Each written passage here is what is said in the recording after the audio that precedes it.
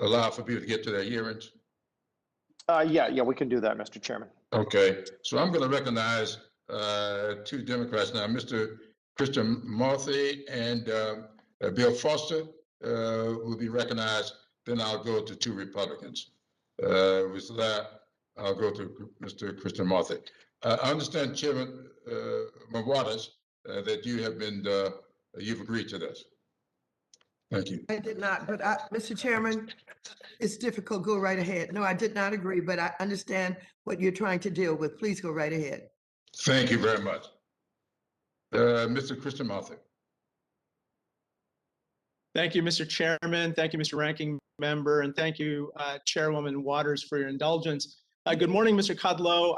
I wanted to just touch on your reference to the vaccines associated with Operation Warp Speed. I assume that you agree that they are safe and effective, correct? I think you're on mute, Mr. Kudlow. Mr. Kudlow, okay. Yes, I think I'm unmuted. Sorry, sir. Yes, I think the vaccines are safe and effective. And I assume that you agree all Americans should get vaccinated, correct? Absolutely. Absolutely. By the way, have you been vaccinated, sir? I have. Blessedly, I've received 2 vaccinations. Excellent. Thank you, sir. Can the staff put up a graph that I wanted to just ask Mr. Kudlow a couple questions about?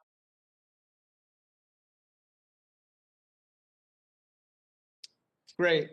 Mr. Kudlow, I'd like to draw your attention to this graph here. It's basically data which shows cumulative COVID-19 deaths over the course of the pandemic, as well as some statements you made during 2020. And on the x-axis, and the source is the CDC for the COVID deaths. On the x-axis is the passage of time, and on the y-axis is cumulative deaths over time. And so, you know, one thing that I wanted to point out is on February 25th, 2020, you told CNBC in an interview about the coronavirus, quote, "We have contained this. I won't say airtight, but pretty close to airtight." Obviously, over time, we know that that's not accurate, as we've now seen 540,000 deaths approximately. On March 24th, 2020, in an interview, in a press conference, you said, quote, "We are heading for a rough period, but it's only going to be weeks, we think." Of course, almost 1 year later, the pandemic is not over. And then finally, I just want to bring your attention to June 22nd, 2020, when at that point we had lost 120,000 lives to COVID-19. And you told CNBC's Squawk Box, quote, "I really think it's a pretty good situation. Fatality rates, incidentally, the fatality rates continue to decline. So all in all, I think it's a pretty good situation." So here's my question, Mr. Kudlow. At the time that you said on June 22nd, 2020, "I really think it's a pretty good situation," look, you, sir, come across as a very intelligent guy, savvy, sophisticated to a lot of people. You didn't really believe it was a really good situation on June 22nd, 2020, did you? Well, look, I will tell you, the case rate was way down at that point, and it proved to be temporary, but all I could do was deal with the actual facts at the time. And the economy was beginning to show a V-shaped recovery.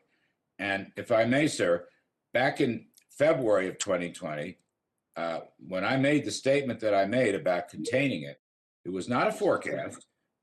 It was a statement of fact. There were at that time 14 cases, only 14 cases. Now, later on, I'm just going to reclaim my time for a second. On June 22nd, I'm not asking about prognostications or case rates, but after 120,000 deaths, sir, to call it a quote unquote pretty good situation is unfortunately not the case when we actually had a very horrible situation. And that lack of candor really matters because it shows a lack of leadership by the Trump administration. I'd like to turn your attention to another issue, which is the economy. Mr. Kudlow, in April 2008, in the National Review magazine, during the Great Recession, you said, quote, "Recessions are therapeutic. They cleanse excess from the economy," close quote. Mr. Kudlow, you don't dispute that you wrote those words in the National Review magazine, correct? I'm sure that's correct. I have no reason to doubt it. According to the Department of Labor, Mr. Kudlow, 18 million people are currently collecting unemployment benefits during the recession. You don't dispute that statistic, correct?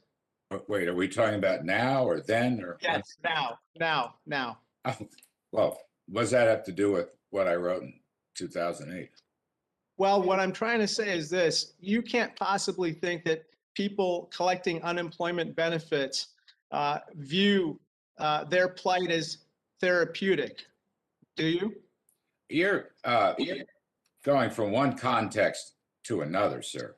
Look, I supported two bipartisan bills. I helped negotiate two bipartisan bills in 2020, both of which provided unemployment assistance, plus-ups, as they were called.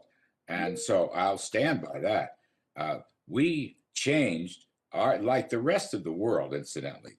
I could pull out quotes from lots of Democrats and leading Democrats and high Democratic officials who were in the same boat as I was, hoping, you're in the fog of war and you're doing the best you can with the facts available. And when the facts change, of course we change. But I think it's kind of unfair to go after that. I supported the unemployment assistance. That's a matter of record. The German time has expired. Thank you so much.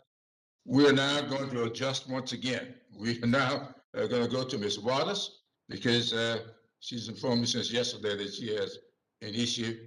And then we'll go to two Republicans and come back to you, Bill Foster. Thank Ms. you. Waters? Yes, thank you very much,